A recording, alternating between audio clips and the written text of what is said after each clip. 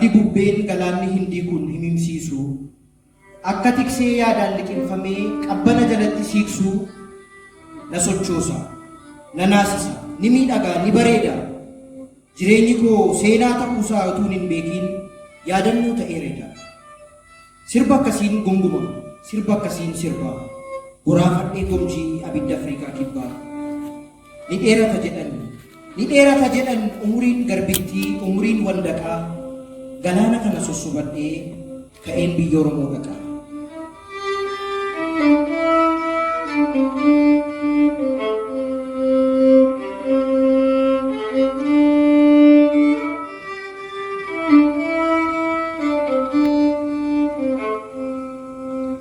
Gowwoomsaa yeroo maraa hiraara gaafa hundumaa jireenyi kanumaa yaadannoo qofaadha moo xiqqoo ture dhumaa akka abjuu gammachuu akka ifa bakakkaa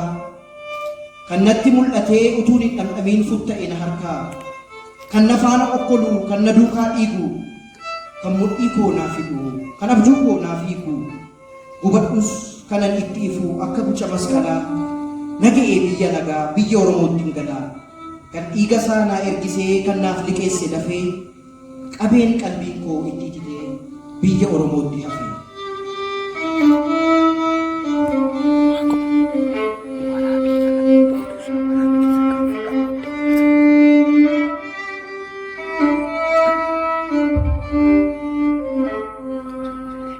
Bakka firri jirutti narraa fudhatee ayyaana narraa fudhee naatoo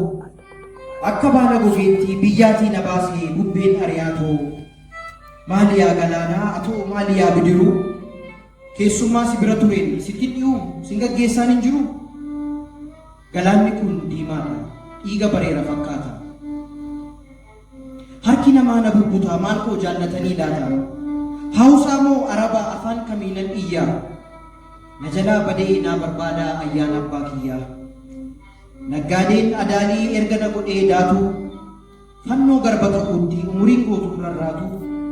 achirratti bututtee akka hin dhumne na jalaa nan buusaa nan uffadhaa biyya Oromootti galaa naasuu koo abdiidhaan gowwoomsee fiixee Afriikaarra naqee kunoo nan dammaqee biyya Oromootti galaa.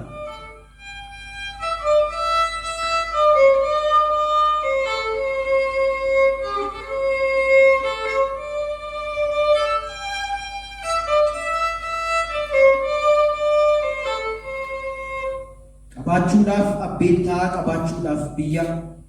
yoo garba qofaa ta'uun taateef carraa kiyya Maariyaa Tireezaa yookiin amoolee utuu hin baasiin sangaa tokkoon na jijjiiruuf horii dallaadhaa utuu hin yaasiin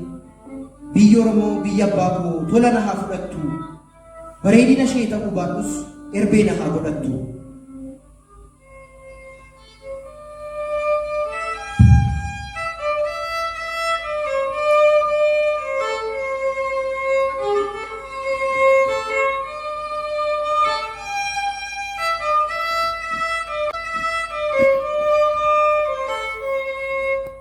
Silaa oolmaanaa ooltee biyyatti na nakeektu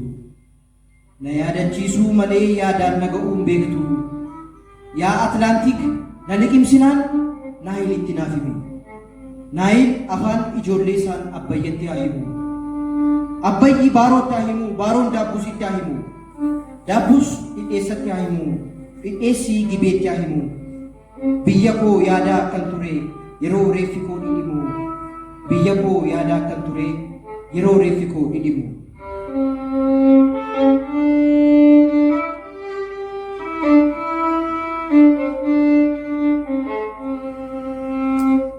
Galatuma.